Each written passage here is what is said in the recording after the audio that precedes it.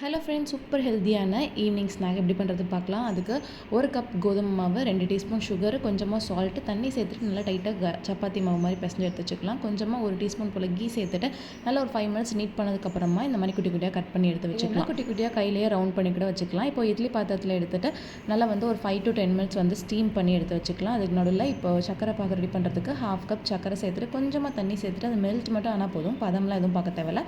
அதுக்கப்புறமா தேங்காய் பால் எடுத்துக்கலாம். 2 டைப் ஆஃப் தேங்காய் பால் எடுத்துக்கலாம். கொஞ்சம் திக்கானது ஃபஸ்ட்டு, அப்புறம் கொஞ்சம் தண்ணியானதும் சேர்த்து எடுத்து வச்சுக்கலாம். கொஞ்சம் இப்படி சம்பவம்லாம் நடக்கும், அதெல்லாம் க்ளீன் பண்ணிவிட்டு இப்போ சக்கரை பாகு நல்லா மெல்ட் ஆனதுக்கப்புறமா ஃபில்டர் பண்ணி எடுத்து வச்சுட்டு நம்மளோட கொழுக்கட்டையும் நல்லா வந்துருச்சு. அதனால அந்த சக்கரை பாகில் சேர்த்து மிக்ஸ் பண்ணிவிட்டு ஃபஸ்ட்டு தண்ணி எடுத்து வச்சுருக்கோம்ல, அந்த தேங்காய் பாலை ஃபஸ்ட்டு சேர்த்துட்டு நல்லா ஒரு கொதி வச்சிடலாம். நல்லா ஸ்மெல்லுக்காக ஏலச்சோக்கு பவுடர் ஒரு 1/2 டீஸ்பூன் சேர்த்துட்டு நெய்யில் வறுத்த முந்திரியும் சேர்த்துக்கலாம். நல்லா இந்த அளவுக்கு கொதிச்சதுக்கப்புறமா ஸ்டவ் ஆஃப் பண்ணிவிட்டு முதல் தேங்காய் பால் சேர்த்துட்டு நல்லா மிக்ஸ் பண்ணிட்டு சர்வ் பண்ணோம்னா அவ்வளோ டேஸ்ட்டாக இருக்கும். கண்டிப்பாக ட்ரை பண்ணி பாருங்கள்.